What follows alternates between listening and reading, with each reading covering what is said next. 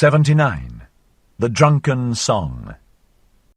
The last chapter ended up with Zarathustra warming up to the idea of an ass festival, and realizing it is actually a sign that his guests, the higher men, are healing and becoming stronger and freer in spirit. He told them to get out of his cave and go out into the night air, and we joined them as they do just that. 1. Meanwhile, one after another had gone out into the open air, and into the cool, thoughtful night. Zarathustra himself, however, led the ugliest man by the hand, that he might show him his night world, and the great round moon, and the silvery waterfalls near his cave. There they at last stood still beside one another, all of them old people, but with comforted brave hearts, and astonished in themselves that it was so well with them on earth. The mystery of the night, however, came nigher and nigher to their hearts, and anew Zarathustra thought to himself, "Oh, how well do they now please me, these higher men." But he did not say it aloud, for he respected their happiness and their silence. Coming around to think more like Zarathustra, the higher men suddenly realized the beauty of nature, how full it is with good things. They finally learned to enjoy the earthly life. It is nighttime, which in the book symbolizes a time when man does not stand apart from the world to look at it and try to understand it, but opens up to it and immerses himself in it, becoming one with it. The higher men, to various degrees, are strangers to this nighttime experience. Most of all the ugliest man, who is devoid of spirituality. Now, after their transformation, they open up to it. Then, however, there happened that which, in this astonishing long day, was most astonishing. The ugliest man began once more, and for the last time, to gurgle and snort. And when he had at length found expression, behold, there sprang a question, plump and plain out of his mouth, a good, deep, clear question, which moved the hearts of all who listened to him. The ugliest man, who until now spoke in a hardly audible way that manifested his nondescriptness, is now, after the healing session in Zarathustra's cave, suddenly able to speak in a clear way. He was the one who killed God, dooming himself to being hardly able to speak. What new idea replaced God, and made him find his speech again? "My friends, all of you," said the ugliest man, "what think ye? For the sake of this day, I am for the first time content to have lived mine entire life. And that, I testify so much, is still not enough for me. It is worthwhile living on the earth. One day, one festival with Zarathustra hath taught me to love the earth. Was that life? Will I say unto death? Well, once more. My friends, what think ye? Will ye not, like me, say unto death, was that life? For the sake of Zarathustra, well, once more." The ugliest man achieved the illumination that Zarathustra achieved in the convalescent. This one day was so good that it made him feel like his entire life was worth living, just to get to experience this day. In this state of mind, if he was told that after death there is no heaven, but he will just return and live the same life on earth again, he would welcome it as a wonderful thing, and would say, well, once more. He asks the others if they feel the same way. Thus spake the ugliest man. It was not, however, far from midnight. And what took place then, think ye? As soon as the higher men heard his question, they became all at once conscious of their transformation and convalescence, and of him who was the cause thereof. Then did they rush up to Zarathustra, thanking, honouring, caressing him, and kissing his hands, each in his own peculiar way. So that some laughed, and some wept. Yes, they all feel it, and are all happy and grateful to Zarathustra. The old soothsayer, however, danced with delight, and though he was then, as some narrators suppose, full of sweet wine, he was certainly still fuller of sweet life, and had renounced all weariness. There are even those who narrate that the ass then danced, for not in vain had the ugliest man previously given it wine to drink. That may be the case, or it may be otherwise. And if in truth the ass did not dance that evening, there nevertheless happened then greater and rarer wonders than the dancing of an ass would have been. In short, as the proverb of Zarathustra saith, what doth it matter? Even the soothsayer, the prophet of doom, now becomes happy and thankful for his earthly existence. Zarathustra's prophecy that he will show him how to be happy is the one that came true. It is all helped by wine, reminding us that this is a Dionysian moment, named after Dionysus, the god of wine. The kings knew that Zarathustra holds Dionysian ethics, so when they sought him out, they brought an offering to him, in the form of a donkey carrying gallons of fine wine. Now, that wine helps in the spiritual bacchanalia that celebrates this magical day. This passage is stylistically different from any other passage in the book, and seems to be written in the spirit of Muslim hadith, suggesting that we got the information about what happened there from people who heard from the people who were there. It suggests that Nietzsche warns us that it might not have happened that way. Or maybe it is just a way to add to the carnivalesque feeling of it all, hinting that the narrator himself got drunk, and doesn't remember exactly what happened. 2. When, however, this took place with the ugliest man, Zarathustra stood there like one drunken, his glance dulled, his tongue faltered and his feet staggered. And who could divine what thoughts then passed through Zarathustra's soul? Apparently, however, his spirit retreated and fled in advance, and was in remote distances, and as it were wandering on the high mountain ridges, as it standeth written, twixt two seas. Wandering twixt the past and the future as a heavy cloud. Gradually, however, while the higher men held him in their arms, he came back to himself a little, and resisted with his hands the crowd of the honouring and caring ones. But he did not speak. Zarathustra is stunned. This is the moment he dreamed of, the moment when other humans understand what he called his abysmal thought, his deepest thought. Even in his shocked state, though, his mind still works and contemplates the possibilities. All at once, however, he turned his head quickly, for he seemed to hear something. Then laid he his finger on his mouth and said, "Come." And immediately it became still and mysterious round about. From the depth, however, there came up slowly the sound of a clock bell. Zarathustra listened thereto, like the higher men. Then, however, laid he his finger on his mouth the second time, and said again, "Come, come, it is getting on to midnight." And his voice had changed. Midnight is approaching.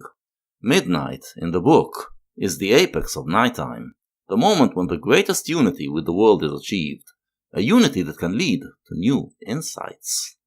But still he had not moved from the spot. Then it became yet stiller and more mysterious, and everything hearkened, even the ass, and Zarathustra's noble animals, the eagle and the serpent, likewise the cave of Zarathustra and the big cool moon, and the night itself. Zarathustra, however, laid his hand upon his mouth for the third time and said, "Come, come, come, let us now wander. It is the hour. Let us wander into the night." With midnight approaching, the hour has come. The hour for the higher men to take the realization they just had, the realization that they love their life, to its deepest conclusion. 3. Ye higher men, it is getting on to midnight. Then will I say something into your ears, as that old clock bell saith it into mine ear. As mysteriously, as frightfully and as cordially as that midnight clock bell speaketh it to me, which hath experienced more than one man, which hath already counted the smarting throbbings of your fathers' hearts. Ah, ah, how it sigheth, how it laugheth in its dream, the old deep, deep midnight. Zarathustra is preparing them, and us, for the midnight hour, the hour when humans are most perceptive to truths that are not deduced by reason, the hour in which he will disclose his deepest thoughts. Hush, hush. Then is there many a thing heard which may not be heard by day. Now, however, in the cool air, when even all the tumult of your hearts hath become still, now doth it speak, now is it heard, now doth it steal into over-wakeful nocturnal souls. Ah, ah, how the midnight sigheth, how it laugheth in its dream. Hearest thou not how it mysteriously, frightfully, and cordially speaketh unto thee, the old deep, deep midnight? O man, take heed. The last line here is the first line from the poem he recited in the second dance song. As we recall, it was after he achieved self-surpassing, after he made the eternal return into the heart of his new philosophy. The clock tower began to strike midnight, and with every strike, he added a new line to the poem. Here, he is going to recite it again, but before every line, he will first develop the idea contained in it. The first line tells us to take heed, because it is midnight hour, the hour when we can achieve a new insight that cannot be achieved by reason, cannot be achieved during daytime. 4. Woe to me! Whither hath time gone? Have I not sunk into deep wells? The world sleepeth. Ah, ah, the dog howleth, the moon shineth. Rather will I die than say unto you what my midnight heart now thinketh. Already have I died. It is all over. Spider, why spinnest thou around me? Wilt thou have blood? Ah, ah, the dew falleth, the hour cometh. This is the insight, the midnight insight, which he is afraid to say out loud because he knows how crazy it sounds. He realizes that he already died before. He realizes that this is not the first time he is living his life, but that he had lived it endless times, because time is circular. This thought first came to him in the vision and the enigma, and the spider, that was part of that vision, here returns to make the connection. Whither hath time gone? Asks Zarathustra. When you think of time as a circle, when you realize that your future is also your past, time kind of disappears, and all that remains is the moment. The hour in which I frost and freeze, which asketh and asketh and asketh, who hath sufficient courage for it? Who is to be master of the world? Who is going to say, thus shall ye flow, ye great and small streams? The hour approacheth. O man, thou higher man, take heed. This talk is for fine ears, for thine ears. What saith deep midnight's voice indeed? The second line of the song asks what midnight voice says. Here we elaborate on this line, and find that it says that time is a circle, and everything eternally returns. It also asks you if you are ready to be the master of your world. Traditionally, when this question is asked of man, the meaning is that science will allow us to completely master nature, and make it work for us. Zarathustra doesn't believe science can figure it all out, and doesn't believe man can master the world in this way. His idea is different. It is about reshaping our consciousness in a way that everything in nature, everything in reality, brings us joy. This is the only way to get nature to work for you, and thus become master of your world. 5. It carrieth me away, my soul danceth. Day's work, who is to be master of the world? The moon is cool, the wind is still. Ah, ah, have ye already flown high enough? Ye have danced, a leg, nevertheless, is not a wing. Ye good dancers, now is all delight over. Wine hath become lees, every cup hath become brittle, the sepulchres mutter. They just danced a lot, expressing their happiness. This, however, is not enough. They need to take the next step. Ye have not flown high enough. Now do the sepulchres mutter, free the dead! Why is it so long night? Doth not the moon make us drunken? Ye higher men, free the sepulchres, awaken the corpses. Ah, why doth the worm still burrow? There approacheth the hour. There boometh the clock bell, there thrilleth still the heart. there burroweth still the woodworm, the heartworm. The world is deep. We have skipped 2 lines in the original song, the lines that mentioned that he woke from a deep sleep. This was after he was in a semi-conscious state for a week, in which he developed the philosophy of eternal return. Now the philosophy is already developed, so there's no need to go into a sleep state again, and these lines can be skipped. It tells us what he understood back then, that the world is deep, meaning that our earthly life is deeper than we think. I believe there are 2 meanings to this assertion. One is that reality is chaotic, and those who regard it as driven by rational rules are seeing only the surface. The other is that our life is not fleeting and short, but actually eternal, since we live it again and again to eternity. This realization frees the sepulchres and awakens the corpses, because we realize that everything that died will come back to life. 6. Sweet lyre, I love thy tone, thy drunken ranunculine tone. How long, how far hath come unto me thy tone from the distance, from the ponds of love? Thou old clock bell, thou sweet lyre, every pain hath torn thy heart, father pain, father's pain, forefather's pain. Thy speech hath become ripe, ripe like the golden autumn and the afternoon, like mine anchorite heart. Now sayest thou, the world itself hath become ripe, the grape turneth brown. Understanding this idea of eternal return, he feels, has made him ripe. He looks back at all the pains that he, and previous generations, endured, and realizes that it was all in order to get to this ripened state. Now doth it wish to die of happiness. Ye higher men, do ye not feel it? There welleth up mysteriously an odour, a perfume and odour of eternity, a rosy, blessed, brown, gold wine odour of old happiness, of drunken midnight death happiness, which singeth, the world is deep, and deeper than the day could read. This is an idea that you cannot develop during daytime, when you use your senses and reason to understand the world. All they can show you is this one lifetime that you are living, and you think that this is the world for you. You need the midnight insight to realize that the world goes deeper than what a day could read. Once you internalize this idea, you are ready to die, and die happily, since you know you will return. 7.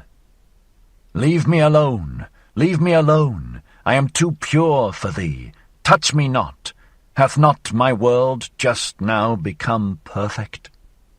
My skin is too pure for thy hands. Leave me alone, thou dull, doltish, stupid day. Is not the midnight brighter? Suddenly, midnight feels brighter than the day. The deep insight that he achieved once so deep that whatever his reason can deduce seems so meager and limiting in comparison. He feels at one with the world, and doesn't want the light of day to come and separate them again. The purest are to be masters of the world, the least known, the strongest, the midnight souls, who are brighter and deeper than any day. O day, thou gropest for me, thou feelest for my happiness. For thee am I rich, lonesome, a treasure pit, a gold chamber. O world, thou wantest me. Am I worldly for thee? Am I spiritual for thee? Am I divine for thee? But day and world, ye are too coarse. Those who had that insight, those whom he calls midnight souls, become pure. Nothing can touch their happiness. The day, meaning reasoned, enlightened thought, wants to understand and decipher his happiness, but it is incapable of doing so. The world, meaning material thought, also cannot understand it. The humans who think along these rational or materialistic lines will never achieve this level of happiness. Have cleverer hands, grasp after deeper happiness, after deeper unhappiness, grasp after some God, grasp not after me. Mine unhappiness, my happiness, is deep, thou strange day. But yet am I no god, no god's hell. Deep is its woe. Don't try to understand me, he says. If you want this level of happiness, try to explore reality, penetrate its deepest secrets. You will find that the world is deeper than you think, and that woe is an integral part of this world, and is very deep as well. You cannot escape this woe. In other words, you cannot create a reality without woe, which is what rationalist thinkers usually aspire to achieve. 8. God's woe is deeper, thou strange world. Grasp at God's woe, not at me. What am I? A drunken, sweet lyre. A midnight lyre, a bell-frog, which no one understandeth, but which must speak before deaf ones, ye higher men, for ye do not understand me. The word God here stands for the deepness of the world. You have to understand how deep woe is. You have to understand that it is part of reality, part of your life. Gone, gone, O youth, O noontide, O afternoon. Now have come evening and night and midnight. The dog howleth, the wind. Is the wind not a dog? It whineth, it barketh, it howleth. Ah, ah, how she sigheth, how she laugheth, how she wheezeth and panteth, the midnight. Again we get a callback to the vision and the enigma, with the nightmare of the dog yelling at the moon. How she just now speaketh soberly, this drunken poetess. Hath she perhaps overdrunk her drunkenness? Hath she become over-awake? Doth she ruminate? Her woe doth she ruminate over in a dream, the old deep midnight, and still more her joy. For joy, although woe be deep, joy is deeper still than grief can be. This is the crux of the philosophy of the eternal return. The realization that although woe is deep, there are moments of happiness that go deeper still, that are more powerful than any woe. It is worth it to go through the woe to get to this happiness. Actually, the woe is necessary, because when we struggle to overcome it, we achieve these moments of happiness. 9. Thou grapevine, why dost thou praise me? Have I not cut thee? I am cruel, thou bleedest. What meaneth thy praise of my drunken cruelty? Whatever hath become perfect, everything mature, wanteth to die. So sayest thou. Blessed, blessed be the vintner's knife, but everything immature wanteth to live, alas. Woe saith, hence, go, away, thou woe, but everything that suffereth wanteth to live, that it may become mature and lively and longing. Longing for the further, the higher, the brighter. I want heirs. So saith everything that suffereth. I want children. I do not want myself. After drinking the wine, and after achieving oneness with nature, Zarathustra now feels remorse for having to wound the grapevine, part of nature, in order to get the wine. But the grapevine tells him that it wanted to die, because once the grapes ripened, it achieved perfection. Once you reach perfection, once you get to the ultimate joy, you are ready to die, because you know you will return and experience this joy again. What has not achieved perfection suffers, and wants to change. The suffering drives you to change, to overcome. You want to keep on living so you can overcome it, and become something other than what you are now. You also want to give birth to things other than yourself, thinking that they may achieve perfection. Joy, however, doth not want heirs. It doth not want children. Joy wanteth itself. It wanteth eternity. It wanteth recurrence. It wanteth everything eternally like itself. Woe saith, break, bleed, thou heart, wander, thou leg, thou wing, fly, onward, upward, thou pain. Well, cheer up, O mine old heart. Woe saith, hence, go. So, while the perfect joy makes you want to remain in the present state, woe makes you want to get lost. The question is, how do you get lost? Do you look for some drug that will make you lose yourself in a painless state? Or do you struggle to create a new, more powerful self that turns the pain into joy, and thus achieves perfection. 10. Ye higher men, what think ye? Am I a soothsayer, or a dreamer, or a drunkard, or a dream reader, or a midnight bell? Or a drop of dew, or a fume and fragrance of eternity? Hear ye it not? Smell ye it not? He checks with his listeners to find out if they are still with him, if they understand what he is saying. I hope you are still with me. Just now hath my world become perfect. Midnight is also midday. Pain is also a joy. Curse is also a blessing. Night is also a sun. Go away, or ye will learn that a sage is also a fool. Said ye ever yea to one joy? O my friends, then said ye yea also unto all woe. All things are enlinked, enlaced, and enamoured. If you don't understand what he means, he will sound like a madman. How can pain be joy, and midnight be midday? But when you reach the ripened, happy state, you say yes to everything. This moment of joy is so powerful that you want to live it again in order to experience it again, and you understand that the moments of woe were necessary to get you to it. Thus, you welcome the woe as well, and you get to the point where pain is also joy. Wanted ye ever once to come twice? Said ye ever, Thou pleasest me, happiness, instant, moment, then wanted ye all to come back again? All anew, all eternal, all enlinked, enlaced, and enamoured, O then did ye love the world. Ye eternal ones, ye love it eternally, and for all time, and also unto woe do ye say, Hence, go, but come back, for joys all want eternity. Again, Zarathustra paraphrases Goethe's Faust.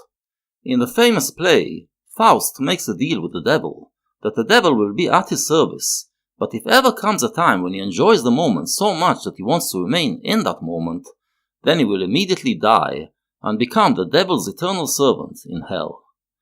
In the background of this deal is the belief that man can never be fully happy with his current state, and always be driven by desire for something else. Wrong, says Zarathustra. There are moments of pure happiness in which you want to remain, and rather than take you to hell, the philosophy of eternal return takes you to heaven, as you realize that you will indeed remain in that moment. You will experience it again and again for eternity. 11. All joy wanteth the eternity of all things. It wanteth honey, it wanteth lees, it wanteth drunken midnight, it wanteth graves, it wanteth grave tears consolation, it wanteth gilded evening red. When you feel suffering, we said before, you want to change, you want to get lost. But when you are in a perfect happy state, you want to remain in it forever. And then you want the world, and the history of the world, to be just as it is. You love your fate. What doth not joy want? It is thirstier, heartier, hungrier, more frightful, more mysterious than all woe. It wanteth itself, it biteth into itself, the rings will writheth in it.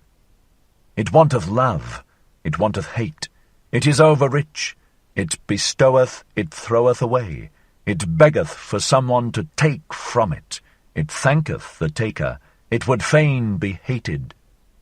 So rich is joy that it thirsteth for woe, for hell, for hate, for shame, for the lame, for the world, for this world. O ye know it indeed.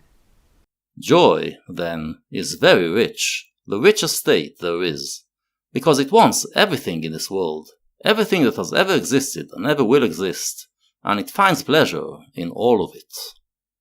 Ye higher men, for you doth it long, this joy, this irrepressible blessed joy. For your woe, ye failures, for failures longeth all eternal joy. For joys all want themselves, therefore do they also want grief. O happiness, O pain, O break, thou heart, ye higher men, do learn it, that joys want eternity. Joys want the eternity of all things. They want deep, profound eternity. Thus, when you are in a state of perfect joy, and if you understand and adopt Zarathustra's philosophy, you achieve deep, profound eternity. You become one with the eternal deepness of the world. 12. Have ye now learned my song? Have ye divined what it would say? Well, cheer up, ye higher men, sing now my roundelay. Sing now yourselves the song, the name of which is once more, the signification of which is unto all eternity. Sing, ye higher men, Zarathustra's roundelay. Zarathustra is now going to recite his poem again, without the interpretations, and including the 2 lines he skipped. He even gives it a title, and calls it Once More, because this is what you say to life when you achieve this happiness. I shall say no more, and just let him sing his joy. O man, take heed. What saith deep midnight's voice indeed? I slept my sleep. From deepest dream I've woke and plead. The world is deep, and deeper than the day could read. Deep is its woe. Joy deeper still than grief can be. Woe saith, hence, go. But joys all want eternity, want deep, profound eternity.